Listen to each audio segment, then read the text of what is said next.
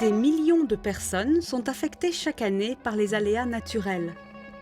Pour réduire leur vulnérabilité, les pays et les communautés doivent connaître les risques auxquels ils font face et agir en conséquence. C'est pourquoi le secrétariat de la Stratégie internationale de prévention des catastrophes à Genève a pris l'initiative de développer des bibliothèques de terrain pour la prévention des catastrophes. On a déjà suffisamment de connaissances, de compréhension de pourquoi les catastrophes se passent. Et ce n'est pas dû aux aléas naturels, c'est dû aux vulnérabilités des gens. C'est parce que les gens ne sont pas préparés, ne sont pas bien protégés et à cause de ça, on a la catastrophe. Et en connaissant quelles sont les causes de ces vulnérabilités, on peut agir, on peut les réduire. C'est pour ça que l'échange d'informations, qui est le but d'une bibliothèque, est essentiel.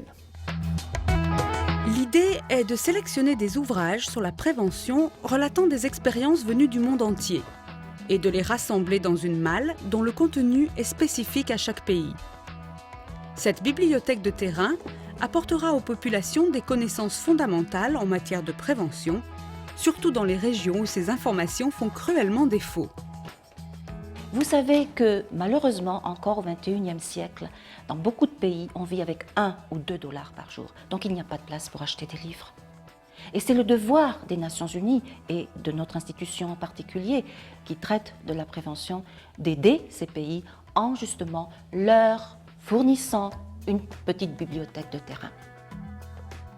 Depuis le début du projet, en 2005, 40 bibliothèques de terrain ont été distribuées en anglais dans une vingtaine de pays. Pour la première fois, la bibliothèque existe en version française et s'envole vers l'océan Indien, destination finale, l'île tropicale de Madagascar.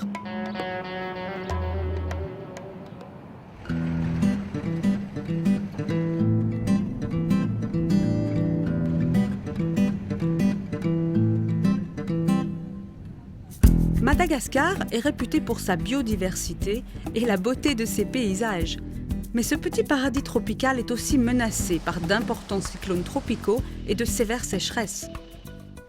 Les organisations et les individus qui travaillent à la gestion des catastrophes manquent cruellement d'informations pour faire avancer leurs recherches. Il est donc normal que la première étape pour faire connaître la bibliothèque du terrain soit l'Université nationale. La plus grande source de connaissances, ça vient des bouquins, des livres. Donc moi, je vous demande de regarder ces bouquins. Ce n'est pas fait uniquement pour être rangé dans les tiroirs, dans une armoire, et on laisse là dans l'oubliette. Mais ces bouquins-là doivent être faits pour être lus et appliqués. Cette bibliothèque comprend environ une centaine de livres scientifiques, techniques et pédagogiques pour différentes audiences. Ici, dans notre institut, nous n'avons pas de livres spécifiques sur les cataclysmes et sur la prévention. Donc là, c'est une opportunité pour nous d'avoir une bibliothèque pareille. La bibliothèque de terrain est aussi très utile quand l'accès à l'Internet est limité. Nous avons une connexion Internet, mais le problème, c'est que c'est très lent. C'est très lent. Télécharger un fichier, c'est complètement aberrant ici. Ici, c'est vraiment un gros fichier. Donc, pour moi, c'est que encore unique solution jusqu'à maintenant, c'est d'avoir cette bibliothèque mobile où on puisse puiser les livres.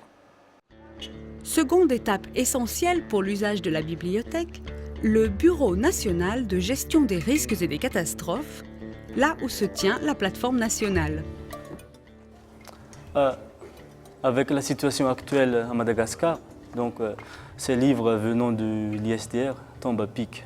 Donc, parce que, primo, ce sont des livres récents. Donc, ils reflètent les expériences réussies des autres pays. Donc, c'est une occasion pour nous de renforcer nos connaissances et de pouvoir se mettre à niveau.